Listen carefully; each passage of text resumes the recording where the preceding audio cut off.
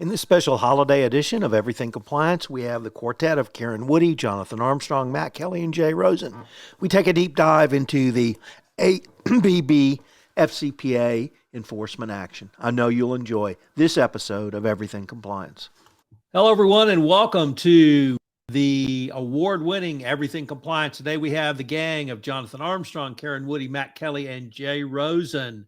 We're going to take up the AB FCPA resolution. So with that, I'm going to give a short recitation of the facts. For those who have been visiting Mars and may not have heard of this case, but the DOJ announced a highly anticipated resolution with AB Limited, the giant Swiss construction company.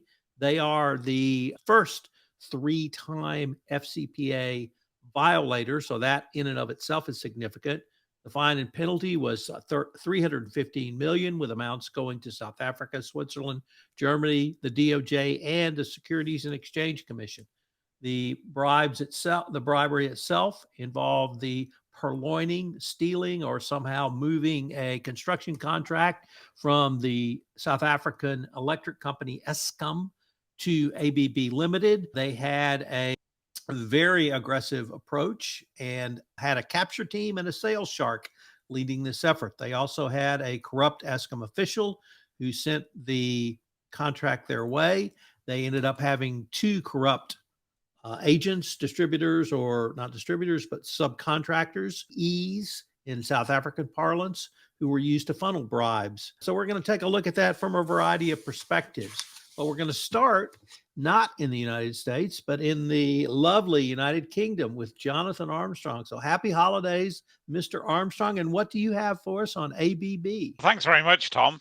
In terms of the UK, I suppose AB is the one that got away, or perhaps it's one of the many that got away under the regime of the current SFO director. As I understand it, AB self-reported themselves to the Serious Fraud Office. The SFO launched an investigation in February 2017. It was related to the whole Oil debacle that we've talked about previously, where the SFO have managed to get convictions and then not get convictions and seed people to the US and then not seed them to the US. But it's connected with all of that. But for reasons we're not entirely sure, in May 2020, the SFO dropped the investigation. They didn't really give any substantive reasons, but they said that it hadn't passed the prosecution threshold. So that's either because they didn't think they could get a conviction or that they thought it wasn't in the public interest to bring the prosecution. What we do know, however, is that they did start an investigation, and X made a Freedom of Information request against the SFO to try and get details of what they'd done. They said that they did 15 interviews, that they spent 1,411 hours working up their investigation. They issued 17 Section 2 notices. These notices we've talked to before on the podcast, where you serve a notice on somebody who you think's got information to help in the investigation. And they spent £121,000 of British taxpayers' money on the investigation.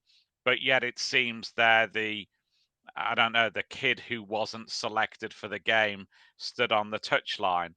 There seem to be ongoing investigations in Germany and in Switzerland.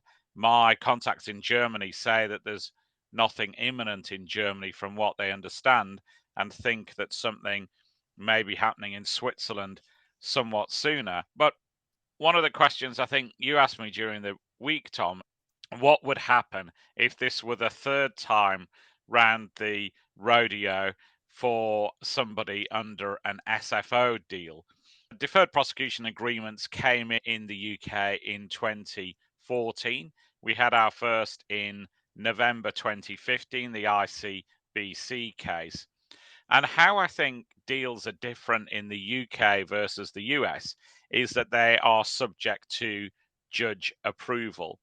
And effectively what happens is criminal proceedings start, and then prosecution and defense try and do a deal, but they always have to persuade the judge that deal is in the public interest. And the judge in the first case said that it has to be fair, reasonable, and proportionate. And they're the three things that he's looking at. And judges in the UK aren't a pushover for DPAs. We have almost like a historic resistance to any form of plea bargaining in criminal cases. And as a result, I think judges are proper barriers. Just because the prosecution and defense have agreed doesn't mean to say that the deal's been done. So I wonder if they would have ever got deal two in the UK. As I said, there is that inherent reluctance of judges to sanction deals that take things out of the full criminal proceedings. And what would have happened had the terms of the DPA been breached in the UK is it would likely come back to court again, and the whole criminal proceedings reinvigorate themselves, a bit like, I don't know, Tutankhamun's mummy, and come back and live again. And then it is possible to do a second DPA. We haven't ever had one in the UK. But then again, I think the judge would be looking at that fair, reasonable, and proportionate and saying you were given a chance of leniency under a DPA. Persuade me why you get a second chance. So I think from my perspective, it's not happened. So we're talking academically. But my suspicion is you don't get three bites of the cherry under the UK system. Well, Jay, do you have a question for Jonathan?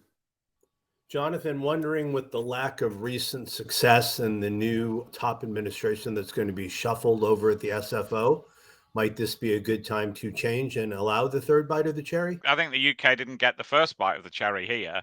I think that we are obviously lots of uncertainty with the SFO. So we know that the current director isn't standing beyond her term, so she'll be gone next year. And we know that there are a number of investigations into things that have happened at the SFO, including unit oil, where there are files on desks of the relevant ministers. We know that there were threats to abolish the SFO in the past, and some people say that it suits the current government to have a weak SFO.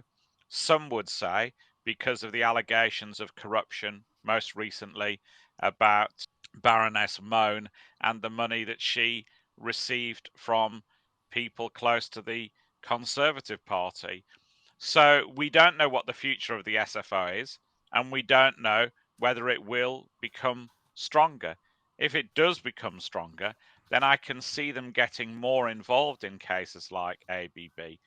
It's somewhat odd to have a self-report, to have 17 Section 2 notices, which are only to be used really when there seems to be a valid investigation, and then to have the whole case be closed. We know that the current director of the SFO was anxious to close out what you might call deadwood cases, those cases that the agency had been handling for a long time. Hindsight's a wonderful thing, but it seems from what we've learnt about ABB since that maybe this wasn't a deadwood case. Karen, do you have a question for Jonathan? Yeah, I'm just so fascinated by this posture of the judiciary in the UK that is hesitant to bless DPAs. And I'm wondering how that affects defense strategy and actually maybe even prosecutorial strategy and going forward. Are people less likely to cooperate if all their work might not end up going anywhere? I think you're right, Karen. I think that's a really good question. And of course, we never know about DPAs that have gone nowhere. I hear rumors that there are a number of corporations who have said, we're not going to do a deal because there is that risk factor and we're exposing ourselves publicly against an SFO that especially strong at the moment. So I think the fact that there isn't absolute certainty and the fact that we have a prosecutor that's regarded as somewhat emasculated means that it does influence defense strategy. And obviously for the prosecution as well, the SFO have to offer DPA. A company can't insist on it. And obviously they've got to be confident that they can get it past a judge as well. Jonathan, how would all of this work if you have a truly international investigation, similar to what we had here, United States, South Africa, Switzerland, Germany, and the United Kingdom? If all of the parties agreed to some sort of settlement, yet in the United Kingdom, that resolution would still have to go in front of a court. And there's still uncertainty as to what a judge might do. Let me just follow up with Karen's idea of, or a question about defense counsel. If you're a defense counsel, you have to raise a possibility. We may not get the resolution we want, but if you want to settle with everybody else, or you're still opening up yourself potentially in the United Kingdom. I think you are, and I think we have had one case where the judge said that he didn't think that the share of the fines was fair. So obviously the judge, as well as determining whether a DPA is the right thing, will look at whether the terms of the settlement are fair as well. And in that case, from memory, it was perceived that the US had secured a greater share of the fine pot.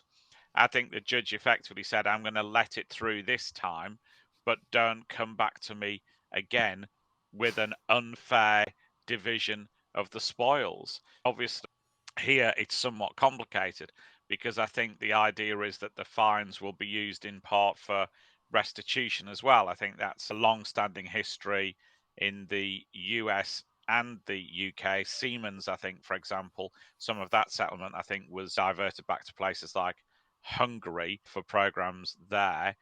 And so I think it isn't a given that the divvy up agreed by the prosecutors would get sanctioned by a UK judge as well. Although in cases like Airbus and in Rolls-Royce, for example, we have had the court follow the divvying up of the spoils that was agreed on a multinational basis.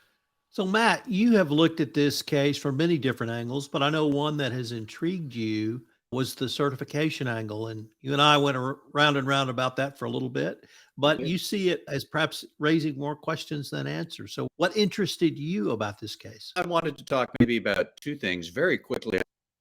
I think it's worth noting self-disclosure hiccup that ABB had, where they originally were trying to call the Justice Department and said, we want to. And the Justice Department said, sure, come on in whenever, next week or something. The call to schedule a meeting, media reports came out of ABB's misconduct in South Africa. So they were in weird set of circumstances. The Justice Department bent backwards to say that we understand you tried, it got screwed up. And they talk at length about the importance of voluntary self-disclosure, or even making an effort wrong anyways because of weird circumstances beyond your control. That, folks, my best practice now for self-disclosure is just put it out there in a tweet that you have FCPA issues, tag the criminal division, bam, there you go. You got your self-disclosure. Voluntary. Nobody's going to scoop you on that. I was intrigued by the requirement for a chief compliance officer certification for the ABB case, and also for the other big thing that just happened here, which was Bounce Bank's 2 days ago, 3 days, for its enormous anti-money laundering branch which kind of blew up across the world in 2018. The Estonia branch had funneled about $230 billion of weird transactions through the Estonia branch from Russian nationals who very clearly were either cronies of Vladimir Putin cutouts. But we had two big deals that both had chief compliance officer certification requirements. And number one, the thing that I feel is weird, all of 2022, here the Justice Department has been telling people CCO certifications are coming to it, they're going to be required, and lo and behold, and now suddenly the Justice Department is not disclosing that in their press releases. They talk about a lot of other things in these, but they didn't mention it with ABB. They with Bounce Bank. I had mentioned it in some other saw earlier this year, like Glencore. I do wonder, is the Justice doing and how serious are they about CO certifications? Because everybody has been quite concerned about the practices of this if you're a compliance officer. And now that these are becoming standard, actually talking about them. It's not easy to find them. In both cases, slow of the deferred prosecutions or the plea agreements detail all of these. And I get it that the Justice Department is not required to release those documents, but if compliance officers to sit up and think about these things seriously, it's strange, difficult to find what are the actual terms of these deals. But anyways, eventually they did. And to a certain extent, these requirements are not a surprise. They have been what the justice told us for long. For ABB, both for their respective misconduct issues, they need to make annual Justice Department written reports. Here's what we are doing to improve our compliance programs. They both need to have quarterly meetings to show how they're progressing along. And at the end of their 3-year terms, then the chief compliance officer and the CEO have to say that, yes, to the best of our knowledge, these programs are to be effective and detect of misconduct. But one or two things that I think are worth calling are that the Chief Compliance Officer Certification Agreement specifically says we are certifying that our compliance program is to detect and prevent FCPA violations.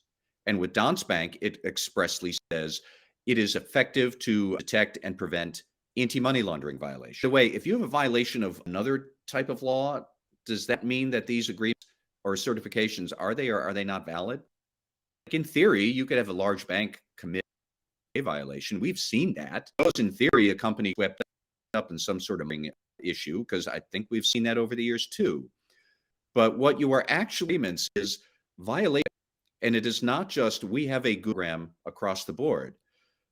But didn't Deputy Attorney General Lisa Monaco say that we will be looking at all forms of misconduct at a company when we evaluate what you should be, and now we're only talking about specific violations you have to certify, not other types of misconduct. The message there is with that. But the other thing strikes me, for all of our focus on the CEO and the CCO certifying their compliance program, and we know some of the concerns we have. What if the CEO wants to, what if we turn out to be wrong? What if the CEO leaves halfway through the term and a new one comes in? Do they certify a program they didn't design? Do they get to read? I don't know the answers to any of that. But I think we're overlooking one big point, is that certifications these companies have to sign.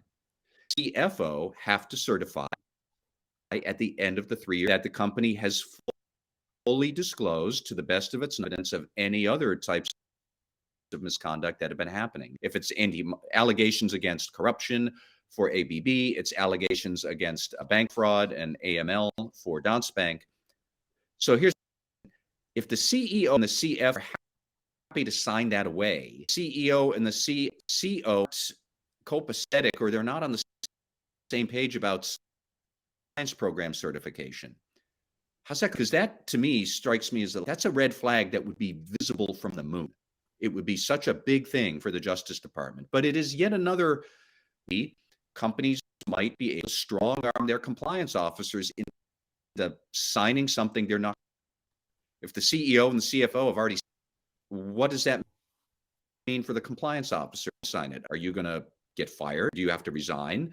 Are you going to sign your certification against your better judgment? 100 different ways we could keep gaming out in programs are really problematic. And we don't have any answers for it. It's just striking that here they're real, more than one now. Don't fully understand. Karen, do you have a question for Matt? Yeah, it's a little less about the certification, but maybe a little earlier in the timeline. It had to do with what you and Tom have both been writing about a little bit, about this idea of this extraordinary cooperation, this sort of almost real-time disclosure when they learn more facts as the investigation's unfolding. And so to me, that strikes me as near abrogation of your role as a defense counsel to just have, here are the keys to the house, come everything we own, you own, sort of thing. But ironically, also maybe some of the reason ABB got the disposition it got at the end because of this extraordinary cooperation.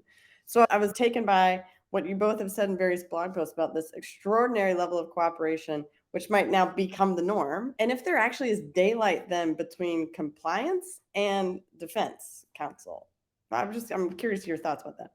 It's a very interesting and very important question that, yet again, we don't have an answer to it.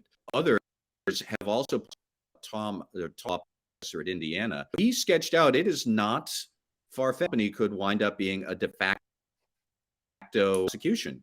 And then suddenly we have constitutional protections that come into question. What if the company investigating, and I'm not sure what I want to do, does defense counsel then call justice and say, we're trying to get this guy, but so go and investigate him? That sounds suspiciously, you are to strong arm somebody into a criminal prosecution that they may fairly deserve. I don't have an answer to that, but I do see a lot of pressures that put in defense or corporate legal teams against each other, compliance and maybe conceivably HR team. A lot of employees who are very maybe going to quit and take valuable knowledge with them. We could all day long, and so often I think the answers are I don't know. And there's one other point I think is worth. We have talked about this all year long, the risks here. Let's remember, nobody has actually signed any of these because you signed them at the end of the DPA, and that might be 3 years. Okay, that's 2025. Let's take over Washington in 2025, and the next attorney general decides we're not doing. And that's not far-fetched either. And then suddenly our concerns and questions about this might go away because the successor department might decide they're not going to make anybody. Has anybody considered that? I don't know. And it is a very nice, it just gets pulled apart when we get into these details.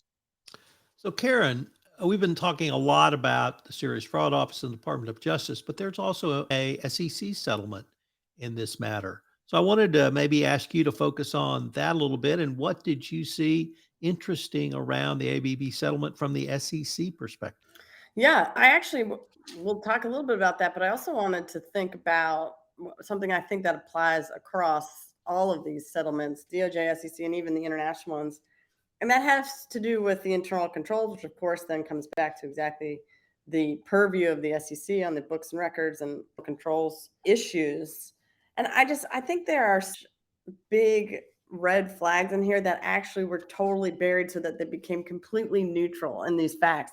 When I saw the headline about ABB before opening the relevant documents, first of all, I think we all just rolled our eyes and thought, oh my gosh, it feels like a time machine. We're here learning about ABB again. And when I saw the substance of it, I thought, oh, this is going to be one of these classic, no one knew what was going on in this sub in South Africa, and there just wasn't anyone with their finger on the switch down there or something, or there weren't lines of communication up to Switzerland, all these sort of maybe more classic, what I assumed would be in these documents. And it's actually the opposite. The problems here really come from headquarters. When you look at these facts, and even on this, when they sent out capture team, that is staffed, and that is from the direction of headquarters in Switzerland saying, we got to make sure that the people in South Africa will get this. So let's send in the big dogs to handle this. And then from that point on, it just keeps unfolding of all of these times where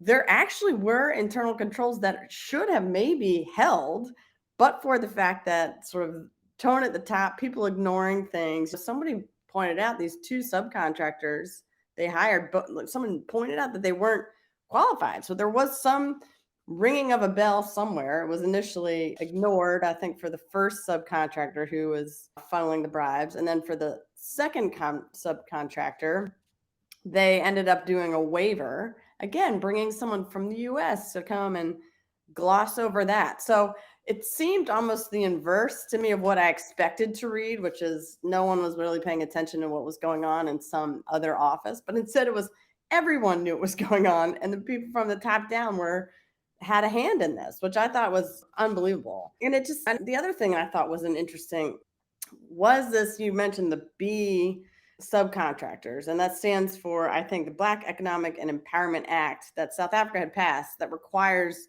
the use of local subcontractors. That's how we even are in some of this space in order to get this power plant done in South Africa. And that also just jumped out at me. This is obviously a law passed in South Africa in order to empower their local contractors and people to be involved on the ground. But the irony there is now there's maybe this group of mercenaries going around who know they're the only ones who can get these contracts in order for Exxon to grant the deal.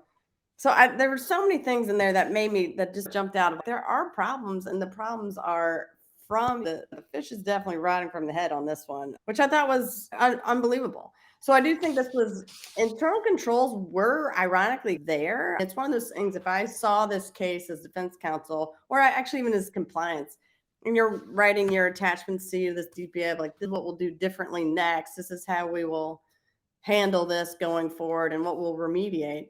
I think that's a little bit of a tricky question because there were some policies and procedures in place. They were just ignored, and they were ignored all the way to the top.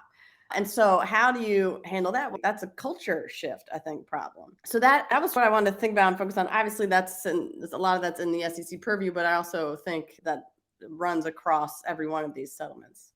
Matt, do you have a comment or question for Karen?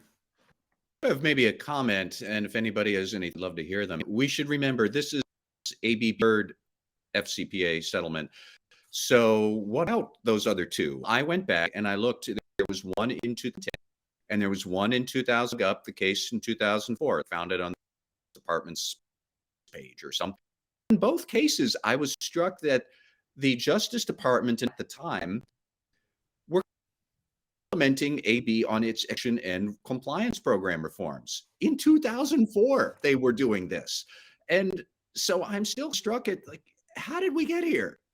Because Karen's absolutely right that there are internal controls that existed, were put in place from those extradition efforts and control reforms back in the first two. And yet we had a second case and then a third. So maybe that points to the tone at the top issues that I think Karen very rightly calls out, because the stuff was there 2 or 3 times. And yet here we are here. And it's puzzling. All right. Jay Rosen, you have looked at this case from the angle of how did ABB create a pot of money to pay the bribes? And I found the bribery schemes interesting and, more importantly, with some significant lessons for the compliance professional. But what did you see in your review? Yeah, thanks, Tom. So as you said, today we're going to look at the bribery schemes used by ABB. And the first one, which is very interesting, was there was a bribery prepayment plan. And one of the things we really see is prepayment of bribes for a contract to be awarded corruptly. And in the future, as usually there's a quid pro quo or a payment made after a contract is corruptly awarded. Perhaps the corrupt ESCOM officials who awarded the contract to AB saw that their actions in passing on internal and confidential info, which the company then used to secure a contract, maybe this was worthy of the payment. Perhaps the ESCOM officials wanted to show good faith, whatever, for the reason that the corrupt officials wanted an upfront prepayment for the corruption awarded in the contracts to ABB. Then the second one, or actually we'll go to the first one that Karen spoke about before. There was corrupt subcontractor 1 who was the lead bribe facilitator and was awarded a contract for $7.2 million. And then consequently, according to the plea agreement, paid $798,000 as an advance payment, and the money was to be paid to the corrupt ESCOM official. However, corrupt subcontractor 1 balked at making the payment and kept the money for themselves. ABB's answer was, well, let's bring in subcontractor 2 to facilitate the prepayment to corrupt ESCOM official. So the second bribe happens because the original contract with subcontractor 1, ABB had to come up with another mechanism now to fund the bribery payments to the corrupt ESCOM official. The solution was elegantly simple, using a variation order. And under this, the scheme was effectuated throughout the abuse of various orders provided in the contract between ABB and ABB South Africa. The bribery scheme, Africa and ESCOM. These provisions allowed ESCOM to make changes in the contract, resulted in the ABB South Africa claiming additional costs from ESCOM officials, and the ABB capture team lead agreed upon a target price, which ABB South Africa would then be, quote, based on proposals to include inflated, unnecessary, or unjustified costs, and ESCOM would officially approve. An official at the service provider B then ensured that the money was transmitted to the ESCOM official and his family members from the payments. The variation orders were not based on the value of additional work, but were costed out by corrupt ESCOM officials and ABB jointly. They would figure out on how much of a bribe they needed to be, and then they would hit on a target price for the variation order.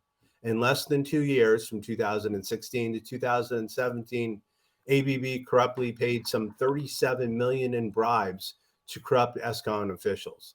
And as the SEC order somewhat dryly noted, the various payments to the service provider B, much of which was intended as bribes for the ESCOM official, were inaccurately reflected in ABB South Africa's books and records, and legitimate engineering services involved the use of false purchase orders and contracts, which we've seen in similar schemes before. While these bribery schemes were not all sophisticated, they do point out a key issue for compliance officials. In high-risk jurisdictions, there must be continuous monitoring of billing from payments to and from governments and from state-owned companies and customers. The mechanisms by which corrupt subcontractors 1 and 2 were onboarded clearly presented red flags which were not followed up by the ABB compliance. These funding mechanisms also demonstrated significant red flags which should have been more scrupulously reviewed as well. So compliance does not stop when the contract is signed. It must be an ongoing prevention, detection, and remediation program. And so my final thoughts would be, if at first you bribe and don't succeed, bribe and bribe again. I wanted to say a few words about the DOJ and the overall positioning of this settlement. All of us were notified by our good friend Dylan Tokar at the Wall Street Journal the week before the settlement happened in the Risk and Compliance Journal, telling us this was coming. And we all were very eager to see this because we all knew of ABB's twice past FCPA violations. So they were already a recidivist. So we wondered what the DOJ would do to ABB. We've talked a little bit in this podcast about the extraordinary cooperation the company gave and made. We also talked about the putative attempt at self-disclosure, which was given a lot of ink in the settlement documents, particularly in the plea agreement, which typically we don't get that much information about an attempt to self-disclose. But we got a settlement where a 3-time FCPA offender, as Karen noted, not because of some rogue employee, but a cultural problem at the corporate home office, led to this result. And I, for one, had to think and read these several times to try to figure out, one, how did ABB get this great settlement? And I think it was a great settlement. And two, what was the DOJ trying to communicate to us? Because as Matt noted, sometimes the press releases are a little bit dry and don't contain all of the information that we are concerned with. So I finally came down to a phrase that my friend Mike DiBernardis said, that he thought the DOJ threaded a needle. And I agree with Mike on this one, that the DOJ did thread a needle because they gave credit, a huge amount of credit, for extraordinary cooperation during the pendency of an investigation, for extraordinary remediation as well. And they communicated, I think, more than adequately in the settlement documents that if you step forward, no matter how bad the situation may be, which was now a 3-time offender, I should say, with the corruption going all the way up to the corporate, you can still receive a superior result. I recognize $350 million is a lot of money, and the company did not receive self-disclosure credit because they didn't meet the self-disclosure requirements, but they still got 25% off the bottom of the sentencing guideline. So they received some credit for this, for their own actions here. And I think this was a huge win for compliance, because whatever ABB did, I think it was extraordinary. And I know I've interviewed Karen on this, and every person who has been a defense lawyer has told me the thing you bring is credibility. And it's clear to me that because of the way ABB started this case with their attempt to self-disclose, they were able to build credibility with the Department of Justice and credibility, or even trust with the Department of Justice, that they were going to do the right thing this time. That trust led all the way through to the non-appointment of a monitor. Now, there's an extraordinary reporting requirement that Matt detailed, but I think the biggest surprise for all of us initially was no monitor. So I think this was a huge win for compliance. ABB has busted its tail, I think, to try to express remorse and fix the cultural problem that they had. They've done it in a way that clearly, to my mind, has satisfied the Department of Justice. And I think the DOJ communicated to the greater compliance community what you can expect, even with the enhanced CCO certification requirements and the discussions in the Monaco memo around the use of monitors. It's not really a shout out, but I wanted to acknowledge the DOJ for communicating this to us. I think Mike DiBernardis was right. They did thread a needle, because this case had as bad a facts as you can have. But I think it's a huge win for compliance. And there's a lot every compliance professional can take away. And if heaven forbid you find yourself in a situation similar to AB, I think you have a pretty good roadmap going forward. That's my pitch on this. Any questions or comments for what I had to say? All right, ladies and gentlemen, now it's time for shout outs and rants.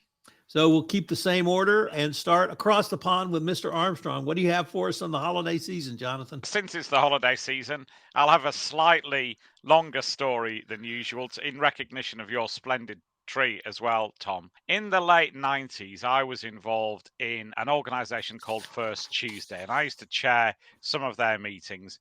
And it was a little bit like Dragon's Den here, Shark Tank there, where people would come along and present their technology ideas for funding. And one time I can remember seeing a dear old couple on the front row, and said to them, "Why are you here? Do you guys know what you're doing?" And they said, "We're not here, but our pension isn't much, and we're going to effectively gamble it on some tech opportunities that we see here today." And as pleasantly as I could, I sent them away and said, "Don't get your checkbooks out," because we had checkbooks in those days. "Enjoy the show, but promise me you won't spend any money today." And hopefully I saved them from some sort of financial bad consequences. Now, of course, tech scams aren't new. We've had tech scams since at least the 1800s, when there were railroad scams, and we had some pretty impressive railroad scams on both sides of the Atlantic. But you certainly get the sense that they're more prevalent at the moment with blockchain and AI and cryptocurrency and NFTs. And my rule of thumb is that if anybody comes and pitches you with all four of those buzzwords, that's something to absolutely avoid. And obviously, many of these schemes are simple frauds. Some of them are Ponzi schemes. Some of them are pyramid selling schemes. Or if you're really talented, like Dr. Ruva Ignatieva with her OneCoin offering, you can run a Ponzi and a pyramid selling scheme at once. And it behoves, of course, all of those in the public space, I think, to stamp out these alternative get-rich-quick schemes that nearly always end in disaster. And that would extend to the leaders of our nations and also presidential candidates. But there is one, of course, who's not standing out about what look to be dubious crypto NFT type offerings, and that's former President who's launched his Trump cards. They should be called. He's missed the obvious name. They cost $99 new. The last time I looked this morning, you could actually already buy them secondhand if you so choose for $60. And is this the full might of the Trump organization backing these NFT cards? Sadly not. It's that well-known financial organization, NFT International LLC, that seems to be running this alternative form of currency or token that you can theoretically exchange for cash. Obviously, at the moment, you can exchange it for less cash than you bought it for, which doesn't seem a great financial investment. And where is NFT International LLC based? Wall Street, you might think. But no, it's based in the financial metropolis that is Cheyenne, Wyoming. And instead of operating from Cheyenne, Wyoming, where I guess rents are prohibitively high and talent's hard to reach, they currently seem to run out of a vape shop in Park City, Utah. So I'm not saying that this is a fraudulent operation in any way. It does look to be an unlawful lottery, or a lottery that would be unlawful in many parts of Europe. And it does look as if these tokens are for sale there. But what I'd say, just as I said to that elderly couple in the 90s, proceed with absolute caution. And unless you're confident that the people in Cheyenne, Wyoming, if they exist, and the people in the vape shop in Park City, Utah, aren't going to take you for a mug, then keep your hands in your pockets and don't write a check. That is one very high bar to set. Matt Kelly, what do you have for us? Well, I'll do my best. Because the first time ever, I think, I'm going to have to give a repeat rant. As I recall, I started the rant against Elon Musk, and now I find as 2022 draws to a close, and worse. So here we are back ranting erratic and impulsive, just really totally behavior.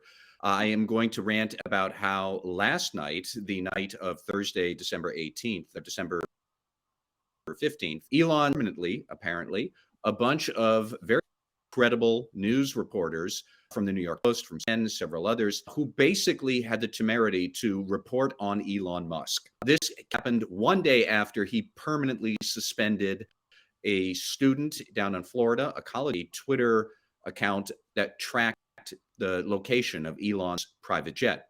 And remember, 6 or 7 weeks ago, Elon said, I am a defender of free speech. That jet tracking account is fine. I don't like it, but I believe in free speech. Yeah, that was baloney. And not only did he can that account, he then also account of that student, his personal account, and began legal proceedings against this 20-year-old student who had the temerity to publish what is publicly available data. If you don't like people knowing where your private jet is flying, don't fly private. Go on commercial. But the FAA discloses this at all times. But Elon had apparently unilaterally to change the terms of service and the policies around Twitter, that any posting of geolocation that is live, what does that mean? Who knows? It's not defined. But is it 2 days old? Is it 10 minutes old? Is it just right now? Data is now improper to post. So anybody who does that is going to get suspended. Now let's go back to the media types who got suspended. They actually were not posting geolocation data. They were commenting on stories about Elon suspending the kid who was posting the flight data. They got suspended. Elon then tried to have a Twitter space, which I guess is like a giant open conference call on things, but he had to try to host an open Twitter spaces on this. He got shouted down, so he shut it down and then shut down the Twitter spaces for a while. He posted a poll, should I keep these reporters suspended or not, and running that no, you should let them on. So he took the poll down. This guy is fit for a straight. We have some actual corporate governance valid. This is a terrible way to amend corporate policy, is you arbitrary catches the CEO's using the power of Twitter in a punitive way. Think about the corporate culture message that sends to employees. And throughout all of this, he has a job as one of the most important companies in the Westlaw, which its stock price currently sucks. The stock price has fallen half this year. And does he not have some fiduciary duty to care about being CEO of that company and maybe thinking about the share price? Maybe I'm wrong. Maybe he doesn't.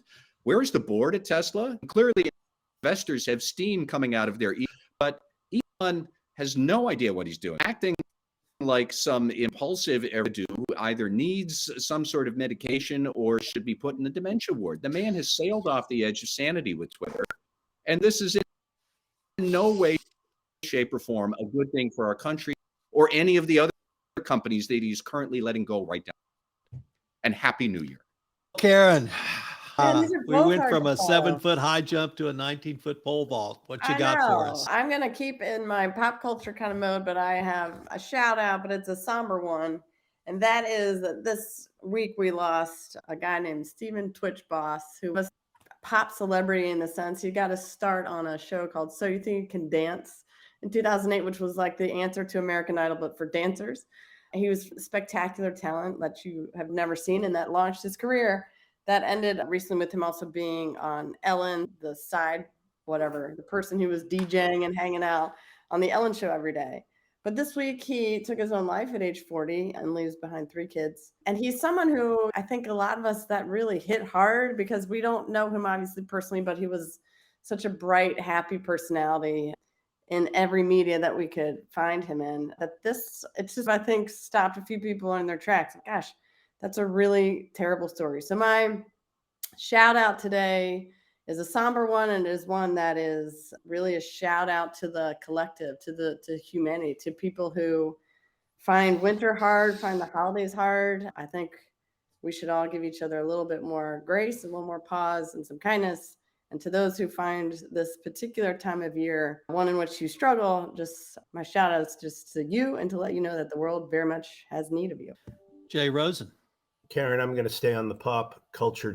And my shout out, my rave is to a guy named Mike Gabler. And you might say, who is Mike Gabler? He is Survivor season 43 winner. And after he was announced as the winner on Wednesday, he revealed that he's moving forward with the plan to donate $1 million in prize money to veterans. Gabler has been open about his plan to donate the money, but many were surprised when he went through and did it live on TV. Gabler later revealed that he's fortunate to come from a military family and was honored and forever grateful that he was able to give back to veterans like his father. We all have a chance of a lifetime out there and the adventure of a lifetime, he said. What we all learn from each other is priceless. Kudos to Mike Gabler. And Tom, I guess we go to you, or have you already done yours?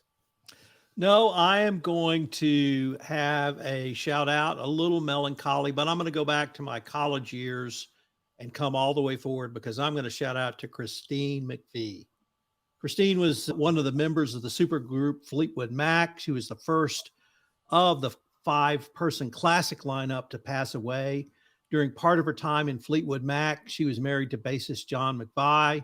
And while most fans focused, at least most male fans, focused on Stevie Nicks as the lead singer of the group, for me, Christine was always the it. Her voice was husky and sultry. I thought it was a perfect counterpoint to Stevie Nicks. She was also the band's keyboardist and more importantly, a fantastic songwriter. According to her New York Times obituary, in the band's greatest hits anthology, which sold 8 million copies in 1988. She wrote over half of the 16 track. My personal top 5 Christine McVie playlist is Say You Love Me, You Make Lovin' Fun, The Chain, Over My Head, and Little Lies. I fell in love with Christine McVie when I was in college, and that love continued all the way through. Christine McVie, I know you're in a great band in the sky now, and I wanted to thank you for all the songs, all the memories, all the love, and most importantly, for being a part of Fleetwood. So with that, we conclude what has become our holiday edition. I wanted to wish everyone a very happy holidays. Jay Rosen, I hope you get some great Chinese food this year. And Jonathan Armstrong, I hope with your travel will not be travel travails, but will be good travels with everyone else. Thank you and happy holidays, everybody. We'll catch you in 2023. Thanks, Tom. Happy Thank you. holidays. Happy holidays. This is Tom Fox again. Thank you so much for listening to this episode of Everything Compliance. This will be our last episode for 2022, so I wanted to wish everyone a most joyous Christmas, Hanukkah, or whatever celebration you and your family may be having. Also, please be safe over the New Year's weekend. Thanks again. I look forward to visiting with you in 2023.